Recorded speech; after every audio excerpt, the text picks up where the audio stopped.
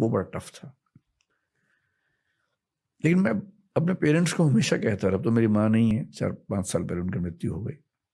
उनको हमेशा गिल्ट रहा कि हम जब बच्चों का करियर बनने का टाइम था, हम 3 भाई हैं, मैं उस समय 17 का था, दूसरे भैया 18+ के थे, बड़े भैया 20 के थे।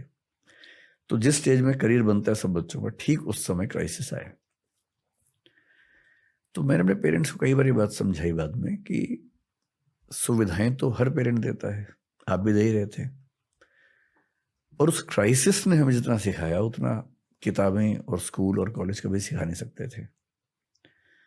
So that was the turning point, first turning point in my life, big turning point, जिसमें मुझे ये समझ में आ गया कि कुछ भी हाथ से निकल जाए डरने की जरूरत नहीं है। अब मुझे डर नहीं लगता है। हम लोग 1500 लोगों की टीम है and we are doing good, पर अब डर नहीं लगता है मुझे उन सब बातों से।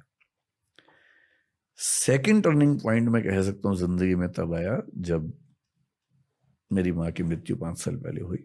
वो इमोशनल सेटबैक बहुत बड़ा था मेरे लिए, जो मेरी सेल्फ इवेल्युएशन को उसने ध्वस्त कर दिया।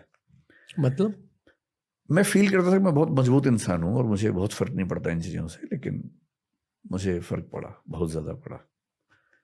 मुझे कंफर्टेबल होने में 6 महीने से 12 महीने का समय लगा।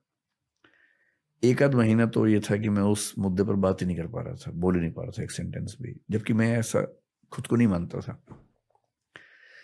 बाकी काम की दुनिया में छोटे मोटे सेटबैक होते हैं। 3-4 साल पहले ऐसा हुआ कि हमारे टीचर्स के ग्रुप ने मुझे छोड़ के सबने एक साथ छोड़ दिया अचानक, और ऐसा लगा कि बहुत बड़ा क्राइसिस है, लेकिन मैनेज हो गया आराम से।